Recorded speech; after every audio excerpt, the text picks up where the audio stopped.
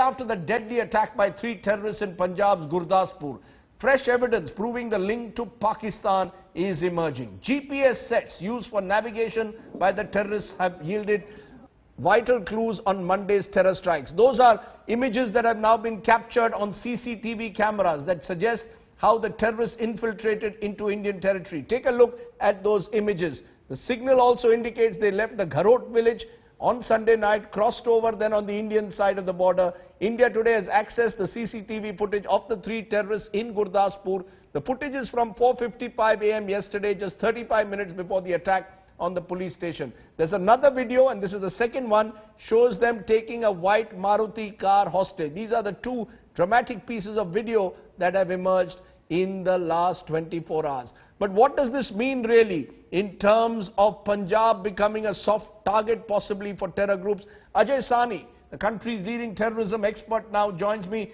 Appreciate your joining us, Dr. Sani. Your sense from what you've seen in the last 24 hours, do you get a sense that Punjab has become a soft target, or do you believe that this is a one-off incident?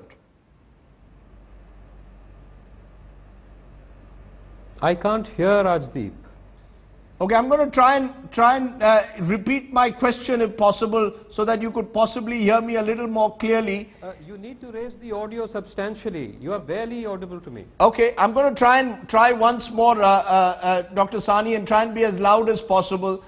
Do you get a sense that what has happened in Punjab yesterday and the reports that are coming in today about the Pakistan connection, do you believe this is a one-off, or do you believe Punjab and the border areas like Gurdaspur are now going to be a target for terror groups? You see, I don't think either extreme is the correct assessment.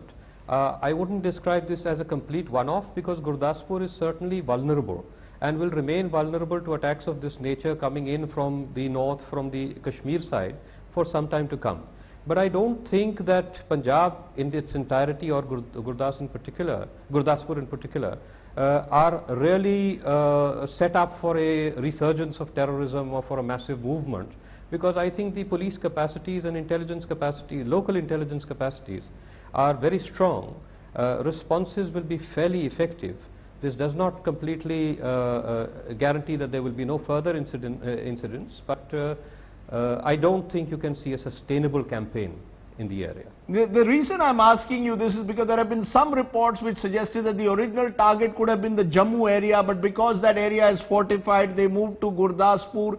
There were some suggestions yesterday from the Home Ministry that they could be linked to Khalistani terrorist groups, but those are rapidly now being dismissed, and the focus seems to be on groups like Lashkar. Your sense, is there any kind of larger network operating here?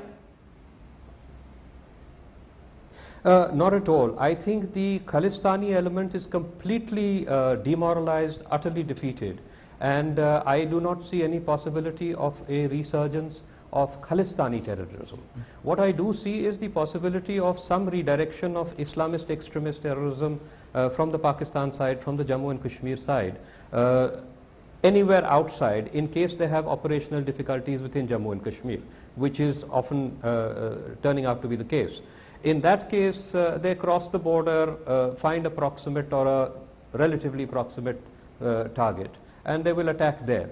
So there is a risk, but I am sure that this will be a very significant warning. There have been precedent cases of this nature, lesser cases in the past, and I think the Punjab police will ensure that it is better prepared in future to disallow even the limited damage that has taken place in this case. Just one more question, Dr. Sani. One of the worrying aspects of yesterday was the fact that when the initial attack took place, the police seemed to be not just caught unawares, but they didn't seem to have the necessary equipment, whether in terms of guns, bulletproof vests.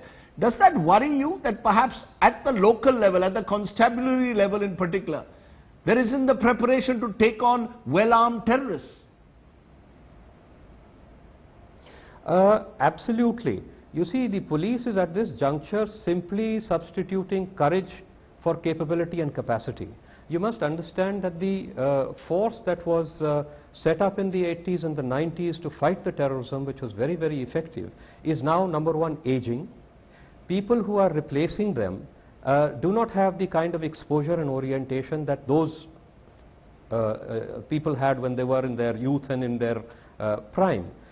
You must also understand the circumstances, extremely unstable circumstances within which Punjab is currently operating. This is a state that is near bankruptcy. They barely manage to support their salary bills. There is no reinvestment in training, in upgradation of capabilities and capacities, and there is a general environment of, I would say, resentment, frustration, and neglect. Right. I'd like to just give you one number in this. You know, 13 years of terrorism, and at the end of that, for the succeeding 5-6 years, Punjab was still the second highest per capita income state in the country. Right. By last year, it had collapsed to the 14th position. So you must understand, terrorism and counter-terrorism occurs in a political environment. And the political environment in Punjab and the economic and social environment in Punjab is enormously deteriorating. I'm going to So leave you it. can't isolate the police from that and say, oh, the police should have, yes. No, I think you've touched on very important points that need to be heard by the powers that be in Punjab and at the center, who perhaps have simply failed to recognize what's going wrong on the ground. But Dr. Sani, as always, a pleasure talking to you. Thank you very much for putting this entire issue in some perspective.